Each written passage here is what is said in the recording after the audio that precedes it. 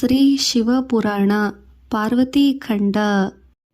ಪಾರ್ವತಿ ಶಿವ ಸಂದರ್ಶನಾಭಿಲಾಷೆ. ಪಶುಪತಿಯನ್ನು ಪರಾಮರ್ಶಿಸಿದ ನಂತರ ಸ್ವಾಮಿ, ತಾವು ಈಗ ನನ್ನ ಭೂಮಿಯನ್ನು ಪಾಪ ಸಂಚಯಗೊಳಿಸಿದ್ದು ನಮಗೆಲ್ಲ ಮಹದಾನಂದವಾಯಿತು. ತಪಸ್ಸಿಗೋಸ್ಕರವೇ ಬಂದ ತಾವು ನಮಗೆ ಈಗ ಅತಿಥಿಗಳಾಗಿದ್ದರಿಂದ ನೀವು ಕೈಗೊಂಡ ಕಾರ್ಯವು ಫಲವಂತವಾಗುವ ತನಕ ನಿಮ್ಮ ಸೇವೆ ಮಾಡುವುದು ನಮ್ಮ ವಿಧಿ ಎಂದನು ಪರ್ವತರಾಜ. ಸೋಹೃದಯ ಸದ್ಭಾವದಿಂದ ಕೂಡಿದ ಆ ಮಾತುಗಳನ್ನು ಕೇಳಿ ಶಿವನು ಎಷ್ಟೋ ಆನಂದಿತನಾಗಿ ಎಲ್ಲವೂ ದಿವ್ಯವಾಗಿಯೇ ಇದೆ ಎಂದು ಸಂತೃಪ್ತಿ ಪ್ರಕಟಿಸಿದನು. ಗಿರಿಜೆಯನ್ನು ತೋರಿಸಿ, ಈಕೆಯು ನನ್ನ ಮಗಳು, ತಮ್ಮ ಅನುಮತಿಗಾಗಿ ಒಂದು ಪ್ರಾರ್ಥನೆ, ತಮ್ಮ ಸೇವಾರ್ಥವಾಗಿ ಈಕೆಯನ್ನು ಇಲ್ಲಿ ನಿಯೋಜಿಸಬೇಕೆಂದಿದ್ದೇನೆ ಎಂದನು ಹಿಮವಂತ. ಆದರೆ ನನ್ನದೊಂದು ಸಣ್ಣ ಮನವಿ ಎನ್ನುತ್ತಾ ಮಂದಹಾಸಯುಕ್ತನಾದ ಶಿವನು ಸ್ವಲ್ಪ ಯೋಚಿಸಂತೆ ಮಾಡಿ ಸಮ್ಮತಿಸಿದನು. ಪರಮ ನಿರ್ಲಿಪ್ತನು ಪಾವನಚರಿತನು ಆದ ಪರಮಶಿವನ ಧೋರಣೆಗೆ ಪ್ರಮಥಗಣಗಳೆಲ್ಲ ವಿಸ್ಮಯಚಕಿತರಾದರು. ಹಿಮವಂತನು ಹಿರಿಯರೊಡನೆ ಆಲೋಚಿಸಿ ಒಂದು ದಿವ್ಯ ಮುಹೂರ್ತದಲ್ಲಿ ತನ್ನ ಮಗಳಾದ ಪಾರ್ವತಿ ಕಾಳಿಯು ಶ್ರೀಕಂಠನ ಸೇವೆಯನ್ನು ಆರಂಭಿಸುವಂತೆ ಮಾಡಿದನು. ಕಾಳಿಯ ಸೇವೆಯನ್ನು ಶಿವನು ಆಮೋದಿಸಿ ತೃಪ್ತಿ ವ್ಯಕ್ತಪಡಿಸುವುದನ್ನೇ ವಿನಃ ಒಂದು ಸಾರಿಯಾದರೂ ಆಕೆಯನ್ನು ಸಂಮೋಹನಾ ದೃಷ್ಟಿಯಿಂದ ನೋಡಲಿಲ್ಲ. ಸರ್ವ ಪ್ರಪಂಚವನ್ನೇ ಸಮೋಹಿತಗೊಳಿಸುವ ಸೌಂದರ್ಯವಿದ್ದರೂ ಕೂಡ ಅದನ್ನು ತಾನು ಶಿವನಿಗೆ ಸಮರ್ಪಿಸಿಕೊಳ್ಳುವ ಇಚ್ಛೆಯಿದ್ದೂ ಕೂಡ ಶಿವನು ಅಲುಗಾಡದೇ ಇದ್ದರೂ ಆಕೆಗೆ ಯಾವ ತರಹದ ಕಷ್ಟವೂ ತೋಚಲಿಲ್ಲ. ಸರ್ವಾಂತರ್ಯಾಮಿ ಅಲ್ಲವೇ? ಶಿವನಿಗೆ ಆಕೆ ಅಂತರಂಗದಲ್ಲಿ ನಡೆಯುತ್ತಿರುವ ಸಂಘರ್ಷಣೆ ತಿಳಿದಿರುವುದು. ಪರಮಶಿವನು ಎಲ್ಲರಂತೆ ಕಾಮುಕನಲ್ಲ. ವೈರಾಗ್ಯವೇ ಆತನ ಸ್ವರೂಪವು. ಅದು ಕೂಡ ಸತೀದೇವಿಯ ನಿರ್ಣಯಾನಂತರ ಪುನಃ ಉಂಟಾಯಿತು. ಅಲ್ಲಿಗೆ ಯಾರೋ ಮಹಾಮಹಿಮರು ತಮ್ಮ ತಮ್ಮ ಕನ್ಯೆಯರನ್ನು ಕೊಡಲು ಬಂದರು. ಅವರೆಲ್ಲರನ್ನು ನಿರಾಕರಿಸಿದನು. ಹೀಗಿರಲು ಈಶ್ವರನ ಮನಸ್ಸು ಒಬ್ಬ ಕನ್ಯೆಯ ಮೇಲೆ ಇದ್ದು ಲಗ್ನವಾಗುವುದುಂಟೆ? ಶಿವ ಪಾರ್ವತಿಯರ ಮಿಲನ ಯೋಚನೆ. ತಾರಕಾಸುರನ ಸಂಹಾರಕ್ಕೆ ಶಿವ ಪಾರ್ವತಿಯರ ಮದುವೆಯು ಎಷ್ಟೋ ಮುಖ್ಯವೋ ಅವರುಗಳ ಪ್ರಣಯ ಸಮಾಗಮವು ಇನ್ನೂ ಜರುಗಲಿಲ್ಲ. ಇನ್ನು ಮದುವೆಯ ಪ್ರಸಂಗದವರೆಗೆ ಹೇಗೆ ತರುವುದು? ಪ್ರಕೃತಿ ಪುರುಷರ ಸಂಯೋಗವು ಜರುಗಬೇಕು. ತತ್ಕಾಲವಾಗಿ ಕುಮಾರ ರೂಪವು ಉದ್ಭವಿಸಬೇಕು. ಆತನಿಂದ ರಾಕ್ಷಸ ತಾರಕಾಸುರನ ಸಂಹಾರವಾಗಬೇಕು. ಅದಕ್ಕಾಗಿ ಪುನಃ ದೇವತೆಗಳೆಲ್ಲರೂ ಇಂದ್ರನ ಅಧ್ಯಕ್ಷತೆಯಲ್ಲಿ ಸಮಾವೇಶಗೊಂಡರು. ಪ್ರತ್ಯಕ್ಷ ಸಾಕ್ಷಿಯಾದ ಸೂರ್ಯನೆಂದು ನಿಜವೇ ಶಂಕರನ ತಪೋದೀಕ್ಷೆಯನ್ನು ಪ್ರತಿನಿತ್ಯವೂ ನಾನು ನೋಡುತ್ತಲೇ ಇರುವೆನಲ್ಲ. ಪಾರ್ವತಿ ದೇವಿಯು ಅಷ್ಟು ಸಮೀಪದ ಇದ್ದರೂ ಕೂಡ ಒಂದು ಸಾರಿಯಾದರೂ ಕಾಮವಿಕಾರಕ್ಕೆ ಅವಕಾಶವೇ ಇಲ್ಲ. ಇಷ್ಟು ಸಮೀಪ ಇದ್ದರೂ ಕೂಡ ಆ ಕಾಮವಿಕಾರತೆಗೆ ಎಷ್ಟೋ ಅವಕಾಶ ಇದ್ದರೂ ಸಹ ಇಲ್ಲದಂತಾಯಿತಲ್ಲ. ಹೌದು, ಅಲ್ಲದೆ ಆತನ ಪೂರ್ವಾಶ್ರಮದಲ್ಲಿ ಅವಳು ಆತನ ಪತ್ನಿ ಸತೀದೇವಿಯೇ ಅಲ್ಲವೇ ಎಂದನು ಅಗ್ನಿದೇವ. ನಿಜವೇ, ಆದರೆ ಆ ಸಂಗತಿಯನ್ನು ಅವರಿಬ್ಬರಿಗೂ ತಿಳಿಯ ಹೇಳಿ ಅವರ ಮಧ್ಯೆ ಪರಸ್ಪರ ಪ್ರೇಮ ಅಂಕರಿಸುವಂತೆ ಮಾಡುವವರು ಯಾರು? ಹವಿಸ್ಸನ್ನು ಸ್ವೀಕರಿಸುವ ಸಾಮರ್ಥ್ಯವಿರುವವನಿಗೆ ಮಾತ್ರ ಅದು ಸಾಧ್ಯ. ಈ ಕೆಲಸಕ್ಕೆ ಬೇರೆ ಯಾರು ಬೇಕು? ನೀನೇ ಸಾಕು ಅಗ್ನಿದೇವ ಎಂದು ಅಗ್ನಿಯನ್ನು ಇಂದ್ರನು ಹೊಗಳಿ ಆ ಕೆಲಸವನ್ನು ಸಾಧಿಸಲು ಹೇಳಿದನು. ಅದು ಮಾತ್ರ ನನ್ನಿಂದ ಸಾಧ್ಯವಿಲ್ಲ ದೇವೇಂದ್ರ. ಏನೋ ತಿಳಿದುಕೊಳ್ಳಬೇಡ ವರುಣ. ನೀನು ಏನಾದರೂ ಇನ್ನು ಇಂದ್ರನ ಮಾತು ಆತನ ಕಿವಿಯನ್ನು ಸೇರುವುದರೊಳಗೆ ದೇವಾದಿದೇವ ಅನ್ಯತಾ ಭಾವಿಸಬೇಡ. ಅದು ನನ್ನ ಕೈಯಲ್ಲಿ ಸಾಧ್ಯವಿಲ್ಲದ ಮಾತು ಎಂದು ಹೇಳಿ ತಪ್ಪಿಸಿಕೊಂಡನು. ಕುಬೇರ, ಶಿವನು ನಿನಗೆ ಪರಮ ಪವಿತ್ರನಲ್ಲವೇ? ಈ ಸಾಹಸ ಕಾರ್ಯಕ್ಕೆ ಇಂದ್ರನ ಮಾತು ಅಲ್ಲೇ ಮೊಟಕುಗೊಳಿಸುತ್ತಾ, ಸಾಹಸ ಕಾರ್ಯ ಇದಕ್ಕೋ ಹಿಂದೆ ಸತೀದೇವಿಯ ದೇಹತ್ಯಾಗ ಜರುಗಿದ ನಂತರ ಪುನರ್ವಿವಾಹ ಮಾಡಿಕೊಳ್ಳಲು ಶಿವನಿಗೆ ಸಲಹೆ ಮಾಡಿದಾಗ ಛೀಮಾರಿ ಮಾಡಿಸಿಕೊಂಡಿದ್ದೇನೆ. ಪುನಃ ಇದೇ ಕೆಲಸ ಮಾಡಿದರೆ ನನಗೆ ಮತ್ತೊಂದು ಸಾರಿ ಅದೇ ಮರ್ಯಾದೆ ಸಿಗುವುದು ಖಂಡಿತ. ಇದರಿಂದ ಏನಾದರೂ ಪ್ರಯೋಜನ ಉಂಟು ಎನ್ನುವಿರಾ ಎಂದು ಸಂದೇಹವನ್ನು ವ್ಯಕ್ತಪಡಿಸಿದನು ಕುಬೇರ. ಅಲ್ಲಿಯೇ ಇದ್ದ ಮಹಾಮುನಿಗಳ ಮುಖವನ್ನು ನೋಡಿದನು. ಇಂದ್ರ ಅವರಲ್ಲಿ ಯಾರೊಬ್ಬರು ಈ ಬಾಧ್ಯತೆಯನ್ನು ತಮ್ಮ ತಲೆಯ ಮೇಲೆ ಹೊರಲು ಮುಂದೆ ಬರಲಿಲ್ಲ. ನಿರುತ್ಸಾಹದಿಂದ ತಮ್ಮ ಗುರುವಾದ ಬೃಹಸ್ಪತಿಯ ಮುಖವನ್ನು ನೋಡಿದನು ದೇವರಾಜ.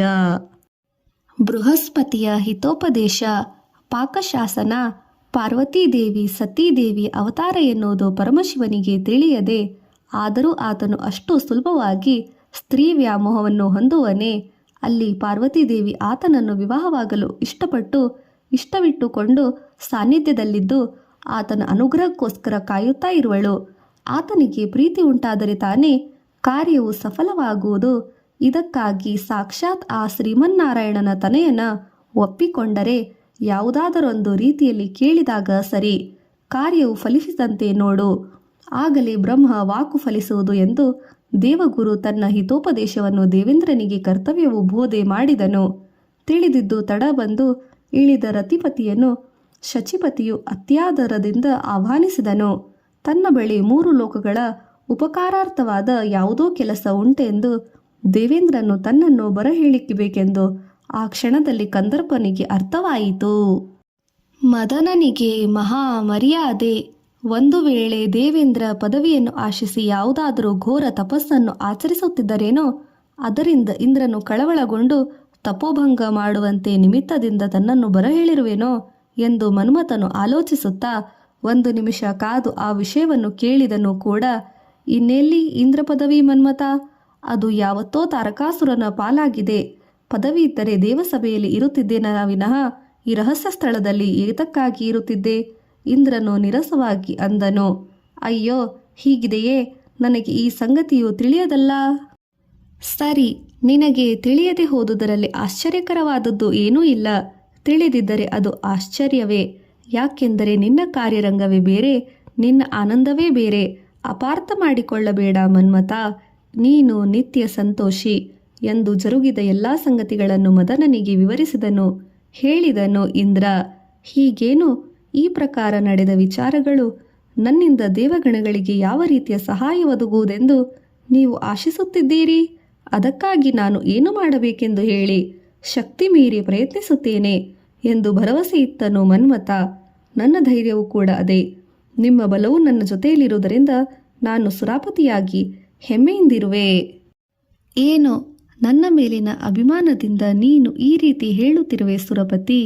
ನಿನ್ನ ವಜ್ರಾಯುಧದ ಮುಂದೆ ಎಷ್ಟು ಅಸುರರು ತಾನೇ ನಿಲ್ಲಲು ಸಾಧ್ಯ?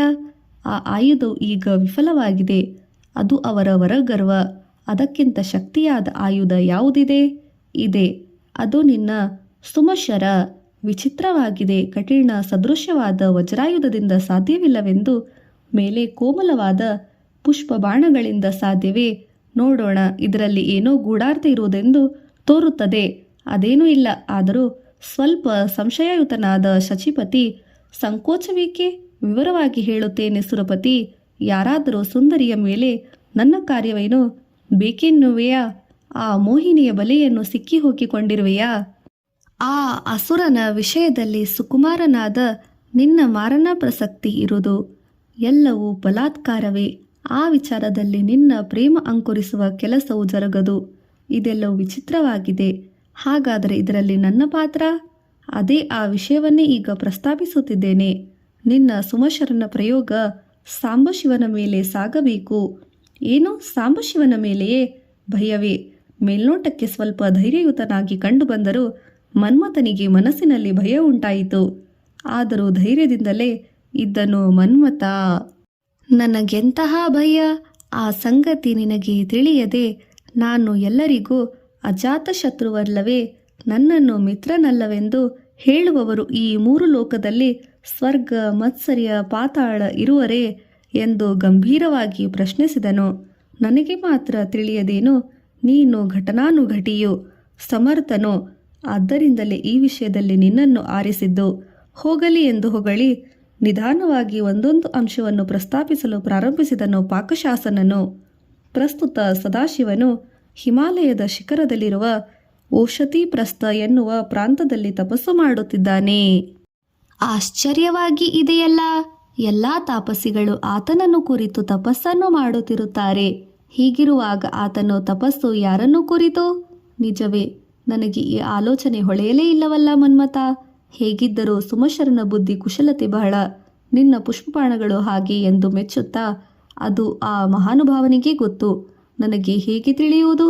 ಆತನ ಲೀಲೆಯು ನನಗೆ ಅರ್ಥವಾಗದು ಕಂದರ್ಪ. ಒಂದು ಕ್ಷಣ ಆಲೋಚಿಸಿ, ಅದು ನಿಜವೇ. ಅದು ಆತನಿಗೆ ಮಾತ್ರ ತಿಳಿಯುವುದು ಎಂದನು ಮನ್ಮಥ. ಹಿಂದಿನ ಕಾಲದಲ್ಲಿ ತಂದೆಯ ಮೇಲೆ ಕೋಪದಿಂದ ಯಾಗಾಗ್ನಿಯಲ್ಲಿ ದಾಕ್ಷಾಯಣಿಯು ತನ್ನ ದೇಹವನ್ನು ದಗ್ಧಗೊಳಿಸಿದ ವಿಚಾರವು ನಿನಗೆ ತಿಳಿಯದೇ ಅಲ್ಲವೇ? ತಿಳಿದಿದೆ, ಆ ಸಂಗತಿ ಕೇಳಿದ್ದೇನೆ. ಆಕೆಯು ಪ್ರಸ್ತುತ ಹಿಮವಂತನ ಮಗಳಾಗಿ ಹುಟ್ಟಿ ಪಾರ್ವತಿ ಎಂಬ ಹೆಸರಿನಿಂದ ಕರೆಯಲ್ಪಡುತ್ತಿದ್ದಾಳೆ. ಯೌವನಾವತಿಯಲ್ಲಿ ಆಕೆಯನ್ನು ಹಿಮವಂತನು ಪರಿಚಾರ್ಯಾರ್ಥವಾಗಿ ಸ್ವತಃ ಶಿವನ ಸನ್ನಿಧಿಯಲ್ಲಿ ಬಿಟ್ಟಿದ್ದಾನೆ.